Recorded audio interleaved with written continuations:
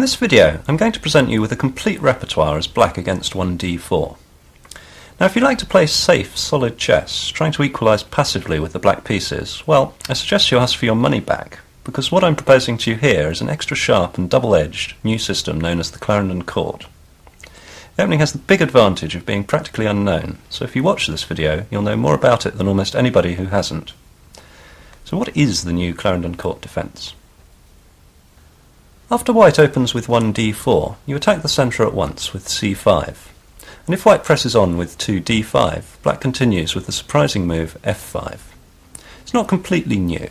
There is one small note on it in the 5-volume ECO, referring to a Russian game from 1971, which continued 3 knight c3, knight f6, 4 bishop g5, queen b6, 5 rook b1, d6, when after 6 knight h3 white got a big edge. My new idea is to play 5 h6 instead of 5 d6, so that if white takes the knight, then black can recapture with the queen and keep his pawn structure intact. This is the main line, which I'll be looking at in detail later. Apart from a couple of other games in the late 80s, that's about it theoretically, until my own game with Lev Albert from the New York Open in 1994 made it into Informer to 60. Since then, Russian Grandmaster Tukmakov has also used the system to defeat Laputin. One word of warning: with a brand new super sharp system starting on move 2, there's always going to be some danger. You can't have everything. Black can get a weakness on the e6 square, but I believe this to be quite manageable, and you should get plenty of counter chances. I've played the defence a number of times already in tournaments this year, and on every occasion I've gained time on the clock, and none of my opponents, including 2 Grandmasters, have been able to refute the opening. I've also analysed it at home, of course, and I'll be showing you plenty of original analysis as we go along. Incidentally, Fritz 3 has been unable to find anything wrong with it either. In fact, against Fritz on a fast Pentium computer, I usually get completely winning positions out of the opening with black. I don't always win them, but that's another matter.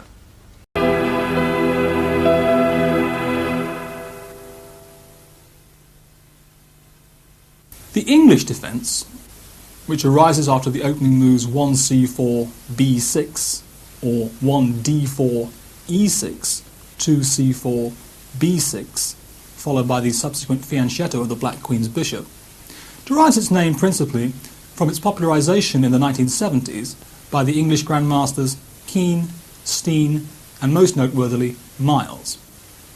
The defence perhaps revolves principally around the struggle for the central square e4. Now, there exists an already well-established complex of openings concerned with that struggle, and that is the Nimzo-Indian and Queen's Indian defences. Throughout this survey, opportunities for comparison with, and frequently direct transposition into, that complex of openings will occur. The defence was very popular in the late 70s and early 80s, but has fallen into relative disuse nowadays. This I find somewhat surprising because the established theory seems to be holding up quite well from Black's point of view, and in the survey we'll be showing you some interesting new ideas as well. To begin with, I shall be looking at systems where white plays an early knight f3, and black, having fianchettoed the queen bishop, takes the opportunity to capture on f3, at a moment when he thinks it will grant him an advantageous pawn structure. Then we shall look at systems where white plays an early e2 to e4, but does not advance his d-pawn 2 squares. And conversely, then systems where the early d2 to d4 is played, but the e-pawn isn't advanced. Some players, having played the early d2 to d4, have tried to gain a space advantage in the centre by following up with an early d5, and we shall be looking at that idea. Next comes the systems where white takes up the gauntlet thrown down by black. So after, for example, c4, b6, d4, e6, he erects the big pawn centre with 3 e4. And after bishop b7, it's a question of how he will defend it. Knight c3 is very natural, after which black will reinstate the pressure on the e-pawn with the pin bishop to b4. This pin has proved quite effective, and so some people, when playing white, have looked at other ways of defending the threatened e-pawn. f3, Queen c2, and perhaps most critically, bishop to d3. In the position before us on the board, we have one of the most heated theoretical debates of the late 1970s. Very strong grandmasters like Sakis and Miles were prepared to essay this pawn gambit as black. Few people nowadays are prepared to do so because after e takes f5, no one is convinced that black can get away with a complex sequence bishop takes g2, queen to h5 check, g6 forced, f takes g6, bishop g7, pawn takes pawn check, king f8, now the star move knight e2. The consensus seems to be that these complications after the capture 5 e takes f5 work out in white's favour. So some alternative methods of trying to make this work were dreamt up. I myself once played the gambit bishop to b4 check, king f1, not a bad move here since it looks after the g2 pawn and white has a pawn up, and now knight to f6. I once won a spectacular game in this line at Copenhagen in 1981.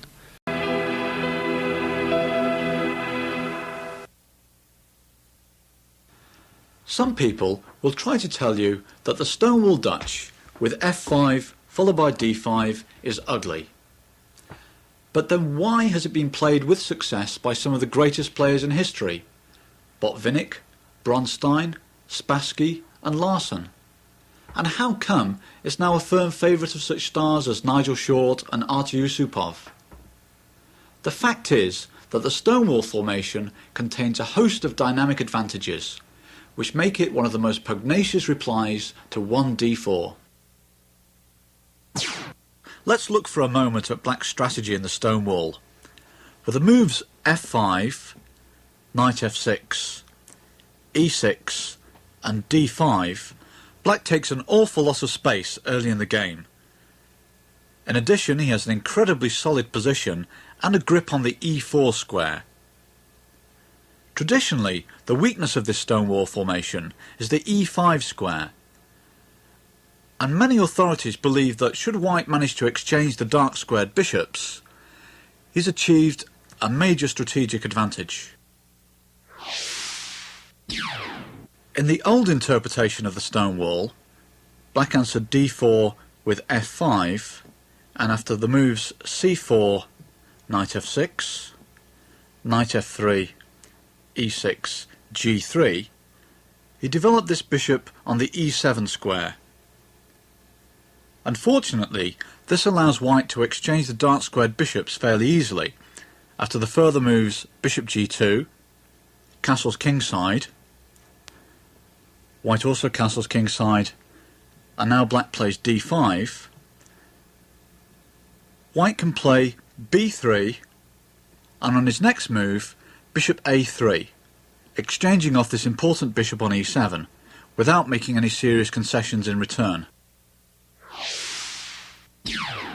The modern interpretation of the Stonewall is not to put this bishop on e7 at all, but instead to bring it to the d6 square after the moves d5, bishop g2, c6, white castles, and now black plays bishop d6. The point of this move is that if now white tries to exchange the dark squared bishops with b3, intending bishop a3, black can circumvent this plan with a move queen e7. After this, bishop a3 would simply lose a piece, and meanwhile black is preparing a far more aggressive setup than was usual in the old days.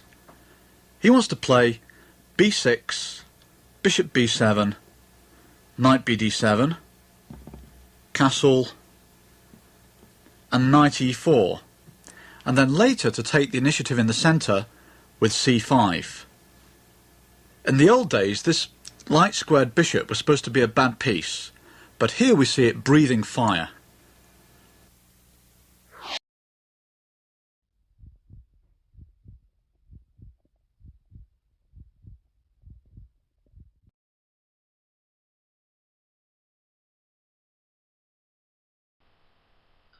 Hello and welcome to this Foxy Openings DVD. I'm International Master Andrew Martin and I'm going to be your host for the next couple of hours. And I'm going to teach you how to play the Stonewall Dutch. Now, so many of us have busy lives these days. We want to improve at chess, we want to maximise our results, we want to get better. Yet there's always something that gets in the way of our improvement. We can't find the time to put the necessary work in. This is where we need a stable, economic and effective opening repertoire. We need openings that are easy to learn and easy to play and furnish us with good results in the shortest possible time. I believe the Stonewall fits into the easy to learn and easy to play category. We're going to see grandmasters going down left, right and centre to Black's solid opening choice. I believe the Stonewall is an opening which can be learned quickly and played right away. So on with the show. It's time to learn the Stonewall Dutch. The Stonewall system of the Dutch defence begins after the following moves. White plays d4, black goes f5. There are various ways to get to our desired position, but it will come to the same in the end. White fianchettos his king bishop in approved fashion, and black sets up the Stonewall by erecting a light squared pawn chain. He plays his pawn up to d5, his pawn up to c6, and now the bishop in the modern style sits harmoniously with the rest of the pieces on d6. Obviously black can develop his bishop to e7, which Botvinnik liked, but bishop d6 in my view is a perfectly playable move. Now we're going to give white one more move and black castles. This would be a typical position, and you'll get many positions like this in the Stonewall. And I see three separate ideas which black has to consider in this position. Firstly and foremostly, black is planning to grip the e4 square. This is absolute key in the Dutch defence. White will try to break black's hold on that square. Black is trying to dominate there. Now, it's not necessary to occupy that square, although certainly black will be thinking about moves like knight e4 the whole game. We'll see an example in our first game where black plays knight e4 with decisive effect just at the right moment. At any rate, knight e4 is always an idea you've got to keep in mind. Second thing I would like to draw your attention to is black's queen. Where should the queen go to best effect in this system? Sometimes when white plays a move like b3, he's thinking about moves like bishop a3 to exchange off the dark squared bishops in order that he can dominate the e5 square. Well, if that's the case, then black's queen often sits best at e7, where she prevents bishop to a3. Obviously white can play a move like a4, I mean that has been seen many times. Then black will go b6 and get his queenside pieces out with the idea of bishop b7 and knight bd7. Which brings me to my next point. What if white doesn't play b3 in this position? Well, black has other ideas with the queen. She can slide out via e8 to h5 and aid a possible kingside attack. This is another manoeuvre with the queen which is quite characteristic of the Dutch and must always be kept in mind. Taking play on a little bit further, let's say white plays knight bd2 in this position.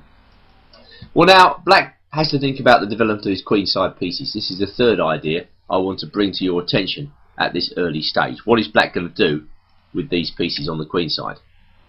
Well, one way to solve this problem is to play the Stonewall in the modern style with b6. This is a very coherent way to develop black's forces and a good way too. The pieces come out in apple pie order and black follows up with the plan something like rook a c8, queen e7 and then the key move c5. It was Bronstein who introduced this idea into modern play back in the 1950s from his World Championship match against Botvinnik, and it's a nice fluid way to play the position with black. So just to summarise, the Stonewall in the modern guise with bishop d6 is very solid. Black gets to the initial position after castles. He's then looking out for three things. One, where to put his queen. Two, how to develop the queenside pieces. And three, exactly when to play the move c5. Or how to occupy the square knight e4 at the right moment. Keep those ideas in mind and you can almost start playing. Hello everyone, I'm International Master and FIDE Senior Trainer Andrew Martin, and welcome to this Foxy Openings DVD on the St George defence. The St George defence is an unusual system of play for black, mapped out by the inventive international master from England, Michael Basman. It involves black playing the moves e6 and a6 on the first two moves, more or less irrespective of what white is doing. Imagine my surprise when, whilst researching this DVD, I came across no less than 3 different interpretations of the way black should handle this system. So we're going to look at each of them, so that you may have a choice as to what sort of system you play.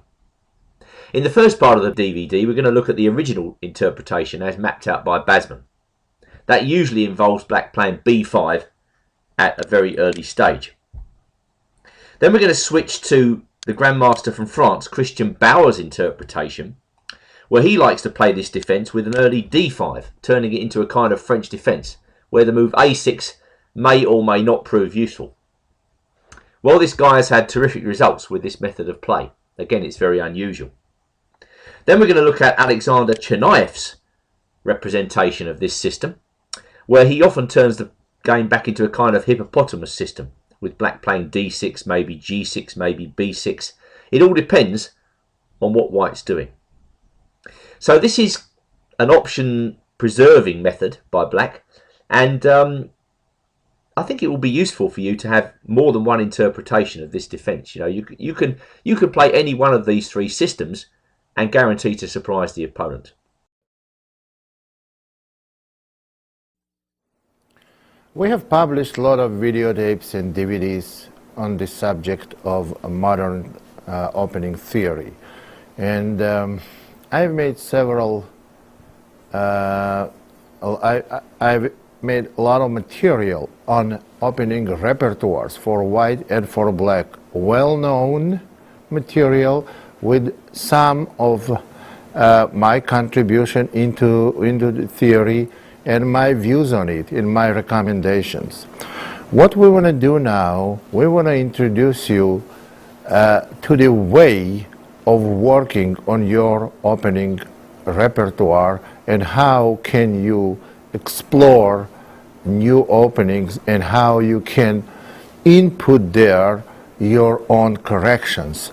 And this is extremely, extremely valuable. And it's valuable for several different ways. First, it's valuable because if you invent something new, it's credible, and you have to, there's a long way to invent something. You have to go through everything what was already done, then whatever your suggestion is, then you double check it, then you run it through the program that will verify the credibility of your invention, and then only you can put it to work. But the importance, you cannot overestimate the importance of this work, because first of all, it's not going to be known to your opponent. And even if he knows that such a thing exists, there is no way he can know it better than you. And finally, if you have some invention, that means you refute, you improve whatever was done before. And that is going to help you a great deal for the opening. And as I said many times before, openings are opening is the window to the middle game and outlines your plan, and is the most important part of the game. Now, let's explore one of the openings that I recommended in my opening repertoire DVDs and tapes, Accelerated Draken. But I'm going to put now completely new look, completely new lines and new analysis of it, which are absolutely magnificent, and I think they refute the modern assumption, well, modern evaluation, latest evaluation on this opening and these variations. Well, let's look at it. Let me show you what I mean by that. Let's start with e4, c5, knight f3, g6, d4, c takes d, knight takes d4, knight c6, knight c3, bishop g7, bishop e3, knight f6, and bishop c4. Okay, here what we're trying to do, we're trying to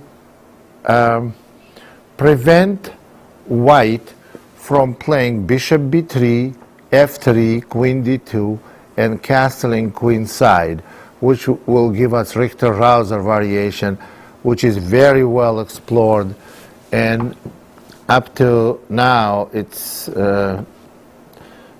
considered as white has an advantage. So what we did play in this variation is queen a5 move.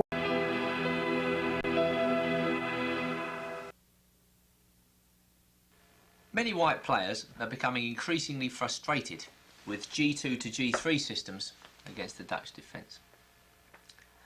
I mean, everybody knows this is the prescribed medicine. Just play g3 and everything will come out all right in the wash. The problem is that over the board it just doesn't seem to work out like that. So lots and lots of white players have turned to the anti-Dutch systems we're going to examine on this video. Maybe white will play knight c3, that's an aggressive move. Maybe bishop g5, that's another method. Could be the Staunton gambit to e4. Anyway, I'm going to show you antidotes against each of these and more, and we'll find that black can fight successfully against them all. Moreover, invariably in an interesting way.